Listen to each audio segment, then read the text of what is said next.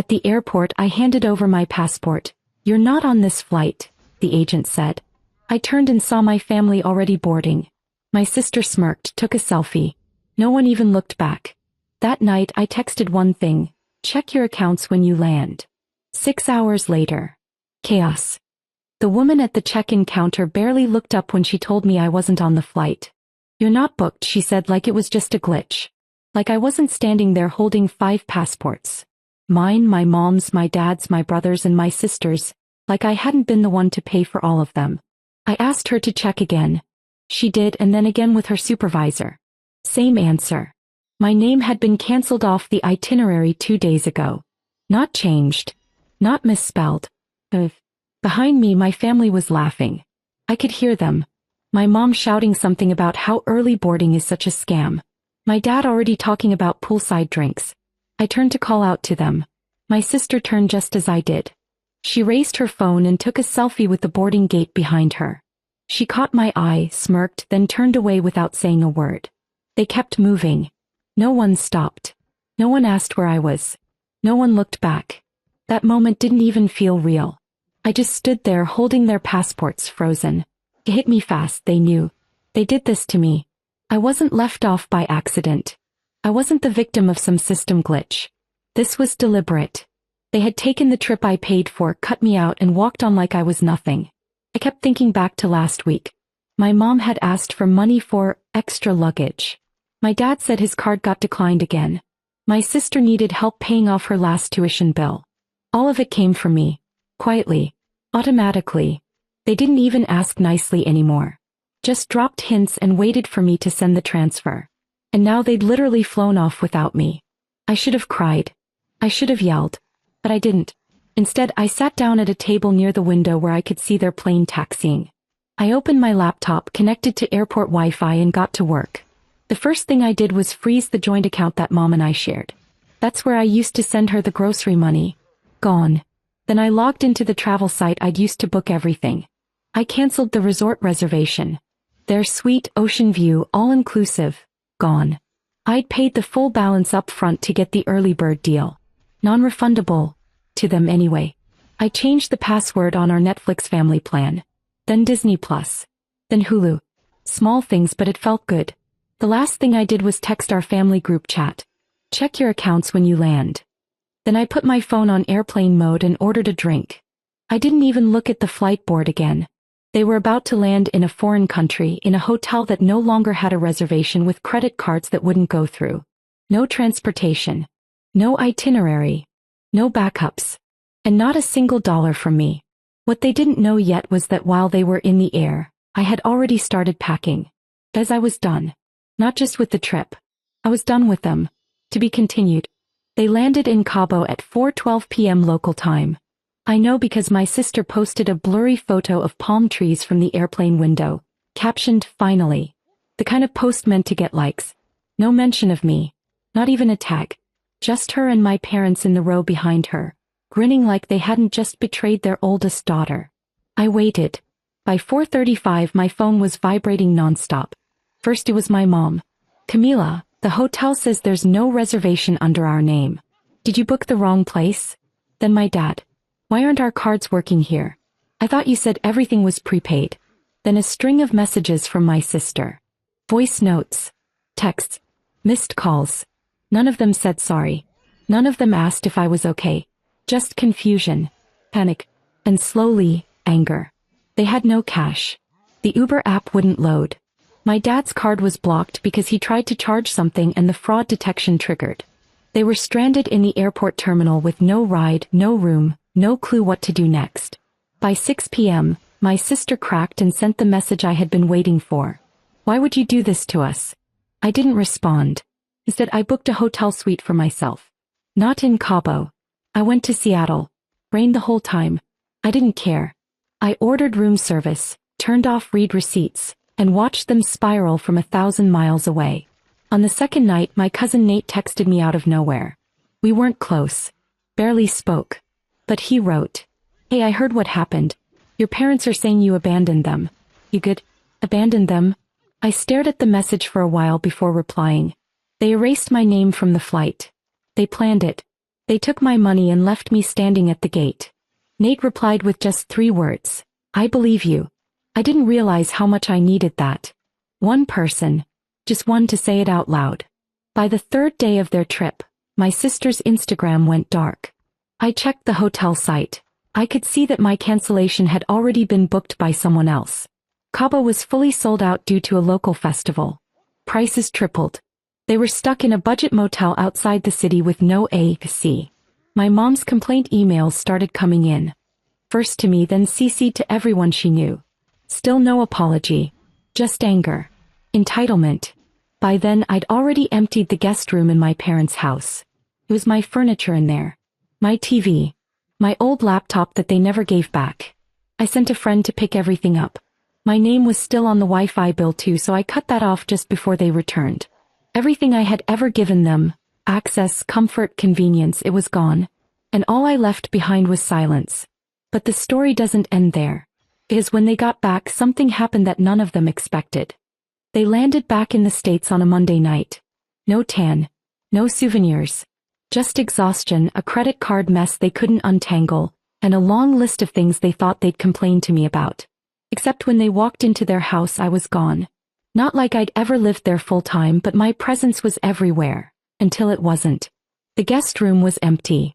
I'd cleared it out down to the rug. I'd taken the espresso machine I gave them for Christmas, the smart TV I installed last year, even the couch throw my sister had once claimed as hers. Every gift I had ever brought into that house was mine again. They found a note on the kitchen counter. It was short. Printed, not handwritten. You don't get to cut someone out and still keep the parts you like. They didn't call. They didn't show up at my place. Not right away. I think they were too stunned. Or maybe too embarrassed. But the fallout came fast. 3 days after they got back, I got an email from the university my sister was attending. Apparently, her spring tuition payment had bounced. She had used my card again. I had canceled it while she was sipping tap water in that crumbling motel. She was dropped from all her classes by the following week. Then the real storm hit. My dad's medical bills started piling up. Turns out the insurance plan I was helping him cover had lapsed when I pulled out. He tried to reactivate it but couldn't without my signature. I'd been co-signer on that policy since his second heart scare. My mom's online business, the one I built her website for, paid for the Shopify plan, ran the ads, froze when all the linked accounts bounced. She emailed me blaming some tech error. I didn't respond. I didn't need to explain anything. They knew what they had done. They thought they could cut me out of a trip, leave me behind at an airport like I didn't matter, like I was just a transaction. But they had built their lives on the scaffolding of my generosity. The second I walked away, it all began to collapse. And then my phone buzzed. Blocked number. I answered. Silence. Then, my sister's voice. I need help. She wasn't crying. She was flat. Distant. Like she'd been hollowed out. I didn't say anything. He finally said, I didn't think you'd actually leave. That made me laugh. Not loud. Not bitter. Just quiet. You already did, I said. I was just the last to notice.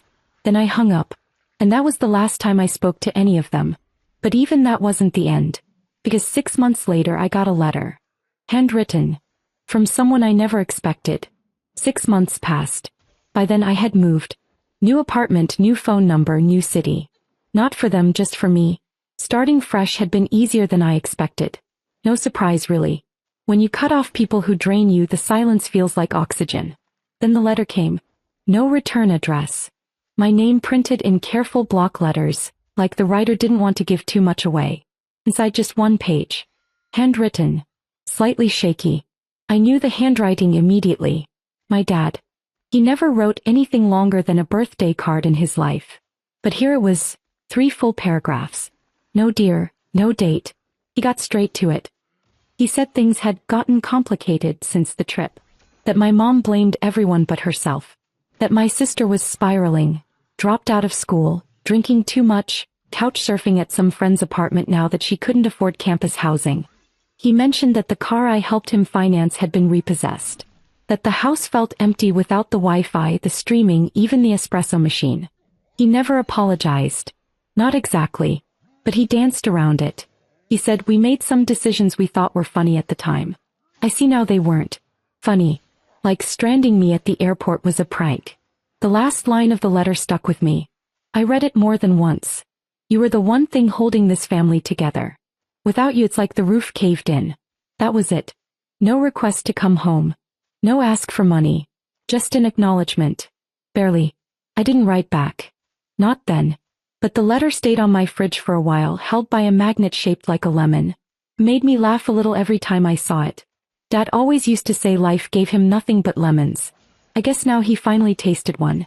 So I kept tabs. Quietly. Through Nate mostly.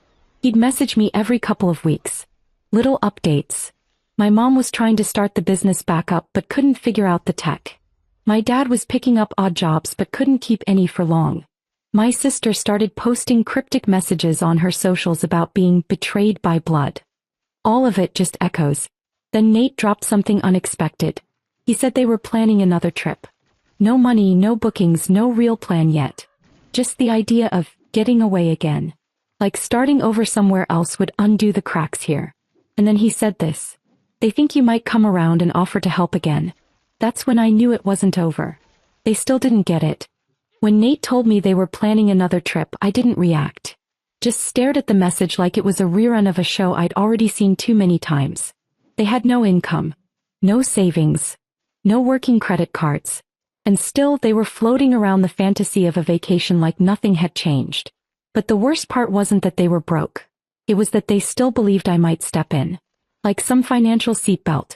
Like I hadn't already made it painfully clear that I was done.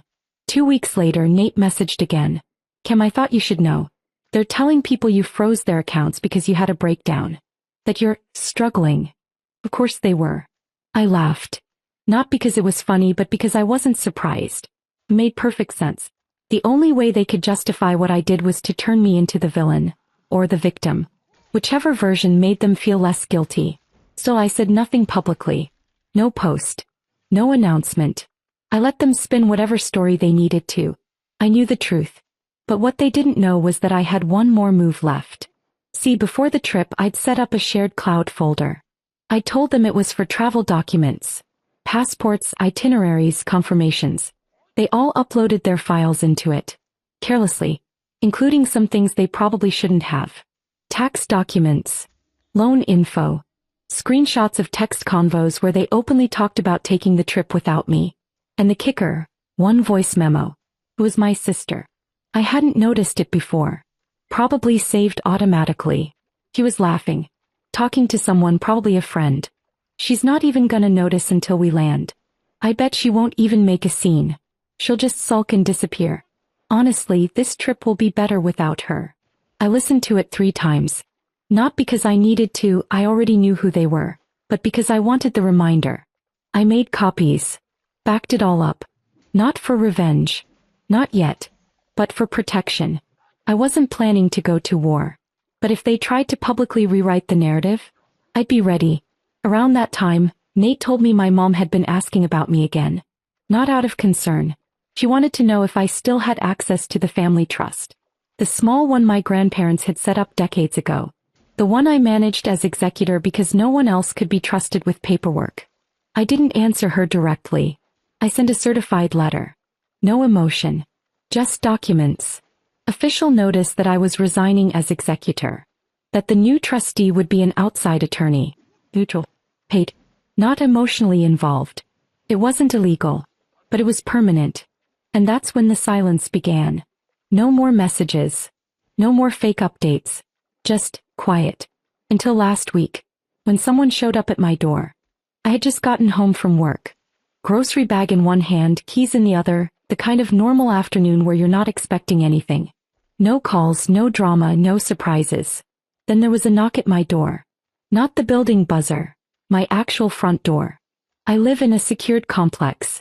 No one gets up to my floor unless they're buzzed in, unless they know the code, or unless someone lets them in. I looked through the peephole and froze. It was my sister. She looked different. Not in any obvious way. No dramatic haircut, no meltdown in her eyes, but something had dulled. She looked smaller. Not physically, but like someone who had finally run out of room to pretend. I didn't open the door right away. Just stood there quiet. Then I heard her say, low enough I almost missed it. Please. I'm not here to fight. I opened it. We didn't hug. She didn't even step inside. She just stood in the doorway like she wasn't sure if she was allowed to be in my world anymore. She said they'd lost the house 2 weeks ago. Mortgage had been 3 months behind. Utilities got cut off one by one. My dad was now staying with a friend. My mom had gone back to her sister's place in Arizona. And my sister, she had been crashing with people, couch to couch, until one of them told her to go make things right. She didn't cry. She just kept her eyes on the floor. Then she said the one thing I never thought I'd hear from her. We did it to ourselves. Not you hurt us. Now why did you do this? Just ownership. Finally, she looked up. I don't expect anything from you. I'm not here to ask for money. I just needed you to know. I get it now. For a second I didn't know what to do with that. No script for this moment. No prepared response. Just silence. Then I stepped aside and nodded toward the couch. She didn't move. No, she said. I just wanted to say it. So, then she turned around and walked down the hall. I watched her go. That night I sat in my kitchen staring at nothing for a long time. Not because I missed them, but because for the first time in years I wasn't angry. They had finally felt it, what it was like to be left behind. To be excluded. To be invisible. The same way they made me feel the day they boarded that plane. I didn't burn their lives down. I just stepped away and let gravity do the rest. And now I had peace. Real peace. The kind that doesn't come from revenge, but from knowing that I never needed to be part of that family to be whole.